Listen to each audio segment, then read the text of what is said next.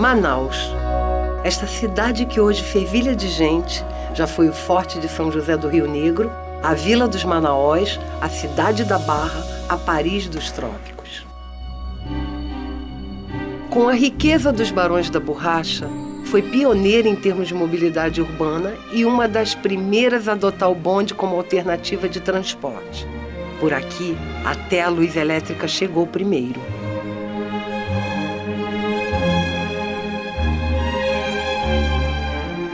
Hoje, depois de 2 grandes ciclos econômicos e uma constante corrente migratória vinda do interior e de estados vizinhos, a capital amazonense já tem mais de 2 milhões de habitantes. Assim, a cidade que cresceu de costas para o rio deixou na saudade uma época em que os catraieiros levavam os manauaras de um lado para o outro. A partir da década de 60 para frente, não é? Nós temos uma mudança nesse modo de transporte. Sai de sendo os catraeiros, que perde a sua função, porque os bairros já começam a ser ligados pelos automóveis, né? A história do transporte coletivo mostra também isso, quer dizer, os primeiros ônibus que chegam substituindo o antigo bonde, né? Começa a fazer essas linhas e tirando, né, esse transporte através do rio, né, através dos igarapés, né? E esse processo ele só se acentuou de lá para cá. Nós chegamos em 2015, portanto, com um uso muito pequeno do rio e dos igarapés para transporte urbano, né? Nós não temos nem linhas estruturadas. Como em toda grande cidade brasileira, o crescimento desordenado e a falta de infraestrutura mudaram o cenário urbano. A cidade cresceu sem que houvesse um planejamento de ampliação da rede viária. E aí acontece que, mesmo as vias que foram construídas, a ocupação dessas vias, o uso do solo, ele foi feito de forma não planejado ou não controlado. Então, as grandes avenidas que foram feitas nos últimos anos, elas estão todas ocupadas, sem possibilidade de você fazer um alargamento, você fazer uma faixa para ônibus, sem que haja perda para o transporte, para o trânsito, para o transporte individual. Então veja que o maior problema do trânsito hoje é a falta de capacidade da via. O resultado é uma metrópole que se move lentamente, mas que cada vez mais demanda soluções de melhorias para o transporte urbano, pois não dá para fugir do lugar comum. Tempo é dinheiro. Um ônibus fretado do Distrito Industrial, circulando em horário de rush, num trânsito misto como esse, chega a desenvolver coisa de 6 km por hora, né, no rush. Quer dizer, é uma velocidade muito baixa. Quanto tempo nós estamos gastando para tirar os operários da sua residência, levar para a fábrica, tirar da fábrica e devolver para a sua residência para o seu merecido descanso? Pela manhã, na hora do almoço, na volta do trabalho, pelo menos 3 vezes por dia a cidade para. Adotado em outras grandes cidades, o rodízio de veículos não é visto por gestores do trânsito como uma solução viável. Isso só penaliza quem tem um só veículo. Porque as pessoas que têm um poder aquisitivo melhor têm 3, 4 veículos na sua casa. Então, para cá já tentou se fazer, mas não dá certo esse tipo também. Enquanto você termina o seu café ou um lanche rápido, as ruas da cidade ganham mais 2 veículos. São quase 5 a cada hora, 116 por dia, 3.500 por mês. Manaus apresentou esse problema muito antes do que deveria ser normal. Porque veja que hoje Manaus tem um veículo para cada 3 habitantes, que é uma relação per capita pequena, e ela já tem problemas de cidades que têm um veículo para cada 1,5 habitantes. Então o problema de Manaus chegou antes do tempo, porque falta à cidade de Manaus uma infraestrutura viária melhor, que possa absorver os veículos que a cidade vai recebendo. Imagine uma fila de mais de 10 quilômetros de carros e motos enfileirados.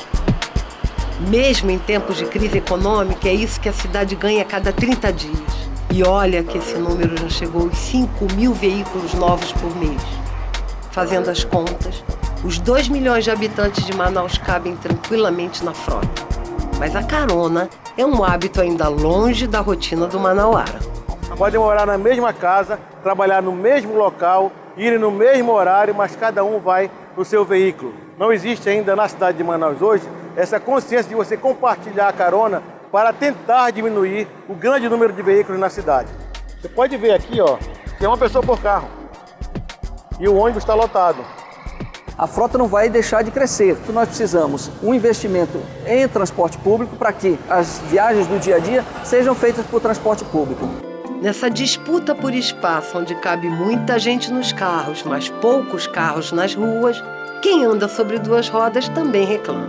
As condições não são boas. Estamos esperando as ciclovias, né, as ciclofaixas, as sinalizações, né, as plaquinhas, para que possamos ser mais vistos, né, porque o modal, o ciclismo vem crescendo muito na nossa cidade. Nessa questão do tamanho da cidade, soluções como os novos corredores de ônibus esbarram na falta de adaptação da frota. Essa faixa azul, ela tem uma extensão pequena, mas ela está implantada num trecho de circulação complicada. A gente já começa a observar, agora são 4 e pouco da tarde, a gente já começa a observar congestionamento no trânsito. Então, por exemplo, para quem acessa um ônibus que vem por essa faixa exclusiva, ganha vários minutos até chegar lá no final. Agora, temos que lembrar que esse veículo chega lá no final dessa faixa exclusiva, ele cai num sistema de trânsito misto e vai circular nas mesmas condições que o restante da cidade. Por um lado, trouxe melhoria, mas por outro trouxe também complicação, porque é uma faixa a menos para a circulação do trânsito misto e ainda é possível notar, a gente já viu aqui, ônibus que continua circulando na faixa da direita, né? Então, nesse caso aqui, a gente tem ônibus que passa na faixa da direita e a gente tem ônibus que passa na faixa da esquerda e o trânsito misto ficou com uma faixa de rolamento apenas, né? Outra solução seria o horário alternado das repartições públicas ou do comércio. Se nós diminuirmos esse impacto pela distribuição do horário, do tráfego no horário do dia, isso é uma medida que efetivamente vai trazer resultado. Nós temos trabalhado isso, a gente tem conversado, nós estamos fazendo um levantamento para mostrar como que isso vai impactar. O comércio, ele é receptivo a essa mudança desde que as condições sejam feitas nas condições adequadas e os órgãos estaduais com que nós conversamos também são receptivos a isso. Então, essa sim, o escalonamento dos horários nos parece que é uma medida que deve ser tomada pela cidade nos próximos anos.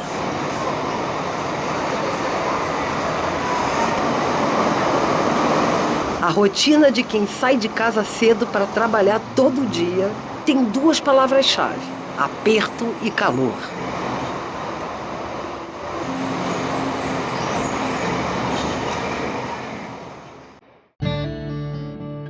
Mas nem é preciso sair da área urbana para conhecer outra realidade.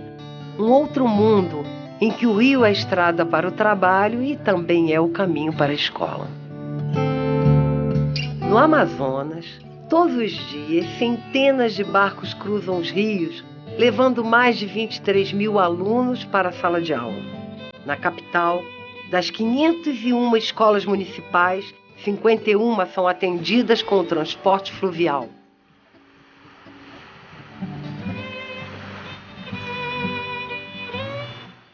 São 6h30 da manhã e o barco parte para levar alunos e professores numa viagem de cerca de 40 minutos. Na porta da casa, em Manaus, Stephanie, de 11 anos, se despede do pai e embarca com os colegas para uma rotina que inclui os sonhos e a simplicidade de ser criança.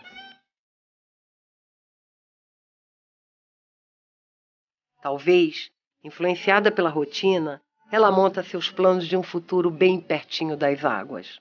Eu pretendo ser da Marinha, porque a gente foi marchar lá e eu achei bonito eles se vestindo. Desde pequena eu queria ser da Marinha. Será coincidência a escola levar o nome do mestre que sonhou mudar o mundo pela educação?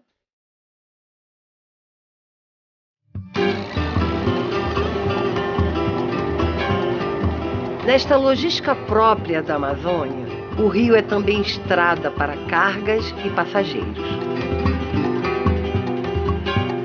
Abastece municípios, leva saúde e transporta trabalhadores.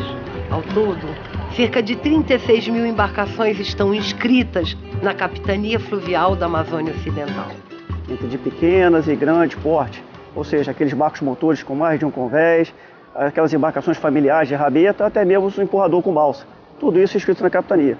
Mas nós estimamos que nós temos mais de 100 mil embarcações nesse continente amazônico que nós vivemos aqui. No ano de 2014, nosso registro junto ao despacho, nós temos o seguinte: em torno de 600 embarcações, navios mercantes que chegam em Manaus, ou até mesmo nos portos aqui dos rios da Amazônia, e também em torno de 5 mil embarcações, um número um pouquinho maior que esse, dessas embarcações, como eu te falei, barcos motores e comboios de embarcações, o empurrador com balsa. Nesse vai e vem de embarcações rio acima e rio abaixo, a beira-rio é um mundo à parte cheio de personagens.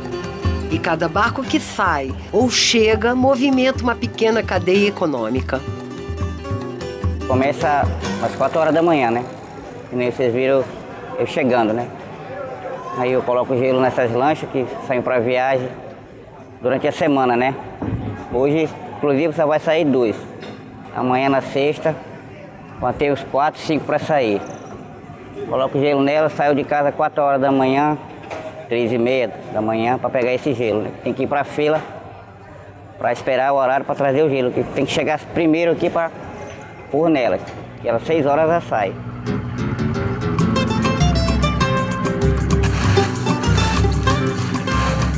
Para tudo sai daqui. Comprar alimento, comprar remédio, comprar calçado, né?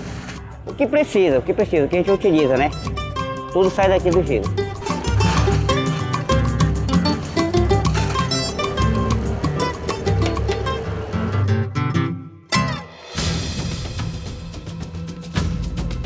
Na Amazônia, em função da logística diferenciada, o conceito de metropolitano adquire outras formas.